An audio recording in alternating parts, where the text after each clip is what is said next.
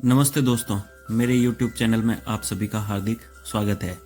Indian police force के episode number 6 की शुरुआत होती है पुनः दरभंगा शहर से, जहां हम देखते हैं कि कबीर पहुंच चुका है जरार के घर पे, जहां पर वह नफीसा से मिलता है और पूरे घर की जांच तफ्तीश करता है। तब नफीसा उसके पास आती है और कहती है कि आप ऐसा क्यों कर रहे हैं। तब कबीर उसे जरार की हकीकत बताता है कि उसका असली नाम हैदर नहीं जरार है और वह एक आतंकवादी है, और नफीसा की बात उसकी अम्मी से कराता है, जहां पर उसकी मम्मी उसे भी वही बात बताती है।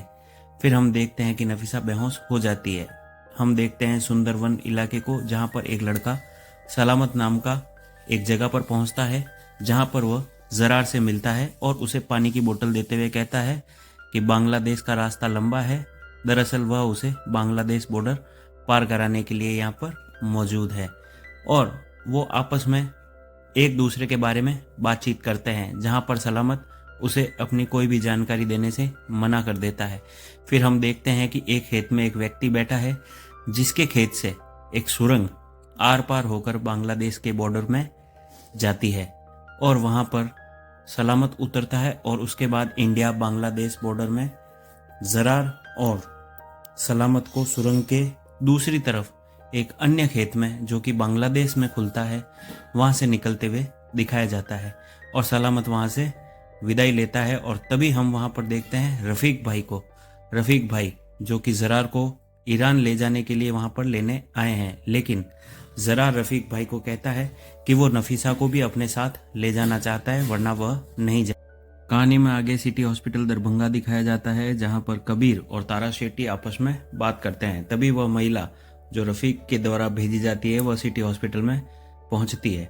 वह दरअसल नफीसा को बांग्लादेश भगाने के प्लान से हॉस्पिटल में आई है। वह वहां पर आकर जरार की बात नफीसा से करवाता है, जहां पर जरार उसे कहता है कि पुलिस द्वारा सब झूठ फैलाया जा रहा है, वह बिल्कुल बेगुनाह है और उन्होंने कोई आतंकी विस्फोट नहीं किए हैं। इसके बाद वह महिला उस पुलिसकर्मी जो कि गार्ड होता है उसको अंदर लेकर जाती है, और एक कड़े संघर्ष में उस पुलिसकर्मी को वहीं पर ढेर कर देती है।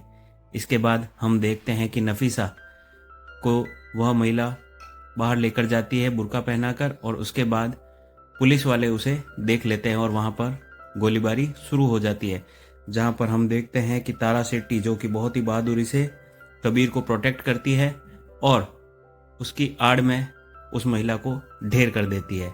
इसके बाद कहानी आगे बढ़ती है, जहां पर नफीसा हॉस्पिटल के एक कमरे में छिप जाती है और कबीर उसे ढूंढता है। तभी नफीसा वहां पर लगे टीवी सेट में जरार और सिक्कू के पिताजी के इंटरव्यू को देखती है। तब उसे असलियत पता चल जाती है कि वह वाकई आतंकवादी है। इसके बाद नफीसा खुद ही चलकर कबीर के पास पहुंचती है और उसे बताती है कि वह हर समय क्लास में टॉपर रही थी और उसने अपने डिसीजन खुद ही लिए हैं, लेकिन उसे आतंकी पहचानने में भूल हो गई। इसके बाद हम देखते हैं कि कबीर और तारा शेट्टी प्लान करते हैं कि उन्हें जरार को पकड़ने के लिए बांग्लादेश जाना होगा। तब तारा शेट्टी रॉ के एक हेड से बात करती है और उनके वहां जाने के इंतजाम के लिए कहती है। तब पुलिस के चीफ को दिखाया जाता है और वो लोग पहुंचते हैं दरभंगा एयर स्ट्रिप पर। फिर हम देखते हैं कि दरभंगा से वो लोग निकलने वाले हैं और रफीक की उस व्यक्ति से बात होती है जो नफीसा को बांग्लादेश ले जाने वाला था। आगे कहानी में हम देखते हैं कि दरभंगा से कबीर और तारा की टीम दिल्ली मुख्यालय पहुंच चुकी है, जहां उन्हें होम मिनिस्ट्री में मिलना है। वहां पर नफीसा से बात होती है जरार की, और इसके बाद हम देखते हैं पुलिस के चीफ को और पूरी गाड़ियां, सारे लोग, कबीर, तारा सभी मिलकर होम मिनिस्टर साहब के दफ्तर में जाते हैं, जहां उन्हें उनके कार्यालय में बैठे दिखाया जाता है और वो उन्हें कन्विंस करने की कोशिश करते हैं कि यह बहुत ही सीक्रेट ऑपरेशन होगा और हम आपको निराश नहीं करेंगे, और पिछली बार की तरह कोई गलती नहीं होगी, हम उस आतंकी को पकड़कर जरूर लेके आएंगे, और यदि इस ऑपरेशन में उनसे किसी भी प्रकार की गलती होती है तो वो सारी जिम्मेदारी लेने को तैयार होते हैं।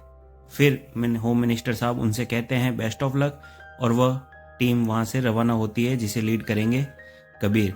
इसके बाद कहानी में हम देखते हैं पुलिस के चीफ को जो कबीर को मोटिवेट करते हैं, और फिर हमें फ्लैशबैक में विक्रम को दिखाया जाता है और बांग्लादेश में एक व्यक्ति दिखाया जाता है जो कि एक व्यक्ति का मर्डर करता है, यानी कि एनकाउंटर करता है। वह दरअसल जगताप है, जो कि तारा विक्रम के साथ तीसरा व्यक्ति था जो आईपीएस में स्पेशल ट्रेनिंग ली थी।